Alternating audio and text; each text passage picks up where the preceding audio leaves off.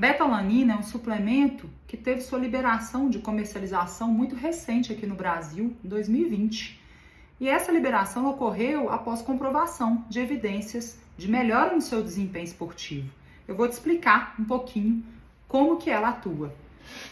Praticantes, esportistas ou atletas de atividades de alta intensidade e mais curta duração, e aí eu tô falando que tipo de atividade, Janaína? Aquelas que duram em torno de 1 a 10 minutos, ou seja, esportistas e atletas que têm picos repetitivos de alta intensidade nas suas modalidades, por exemplo, jogadores de futebol, tenistas, um jogador de beach tênis, praticante de crossfit, ciclistas, endurance, que tem esses picos de alta intensidades repetitivos em suas periodizações de treinamento e ou competições. Em geral, pessoas que fazem esse tipo de atividade, nós temos mecanismos de regular o pH, porque o músculo sente esse tipo de atividade, aumentando a sua acidez.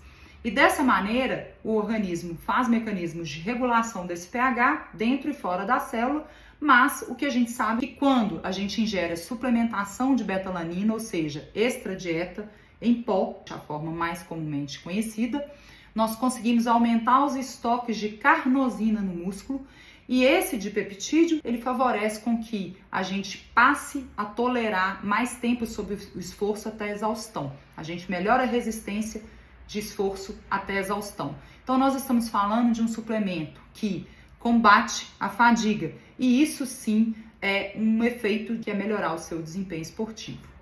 Mas antes de você se animar, vamos falar aqui 5 pontos que eu vou alertar, se realmente vale a pena e ela vai somar para você, favorecendo essa melhora de desempenho. Primeiro ponto é você entender se você faz parte desse grupo de pessoas praticantes de atividades de picos repetitivos de alta intensidade. Se você tiver dúvida se seu treino gera acidose, conversa com seu preparador físico, porque a primeira coisa é você saber se ela se aplica a você nesse momento atual em que você está treinando ou se não cabe em outro momento. Segundo ponto, não vá com tanta expectativa. Além da variabilidade individual, cada pessoa responde de maneira diferente ao suplemento, à dieta, ao tipo de exercício, a gente tem que lembrar que falar que você vai aumentar os estoques de carnosina no seu músculo, favorecendo esse tamponamento e te melhorando o tempo de esforço até a exaustão, não necessariamente para você vai exercer um efeito tão significativo na melhora do seu desempenho quanto outros fatores que também são determinantes. Por exemplo, às vezes, o momento agora seria você melhorar a sua composição corporal, investir numa boa dieta, e isso sim vai te contribuir às vezes para melhorar o seu desempenho em determinada modalidade. Muitas vezes são outros suplementos, simplesmente determinar a distribuição de carboidratos na sua dieta ou por meio de suplementos e não necessariamente fazer o investimento num suplemento que nesse momento não está fazendo muito sentido para você. O terceiro ponto refere-se às doses. É necessário que você faça o consumo regular, porque a betalanina, assim como a creatina que eu falei há uns dias atrás, ela tem o efeito crônico. Você precisa de tomar as doses de maneira correta para ter esses benefícios, mas também o uso em exagero, além de você estar dispensando o produto, você pode estar gerando efeitos colaterais que não são prejudiciais muitas vezes, mas eles são desconfortáveis. O quarto ponto é o que nós chamamos de parestesia, que é uma sensação de formigamento, geralmente pode acontecer em torno de 30, 60 minutos, para algumas pessoas até 2 horas depois do consumo, em que a pessoa sente uma sensação de espetar, de pinicar, às vezes ponta de orelha, fio do cabelo.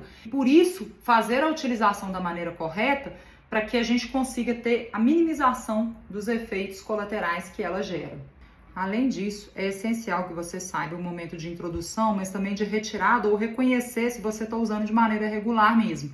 Porque se você é um atleta, quando você diminui o consumo, às vezes após 2 semanas de uso irregular ou a suspensão até 4 semanas, isso pode coincidir com um período competitivo.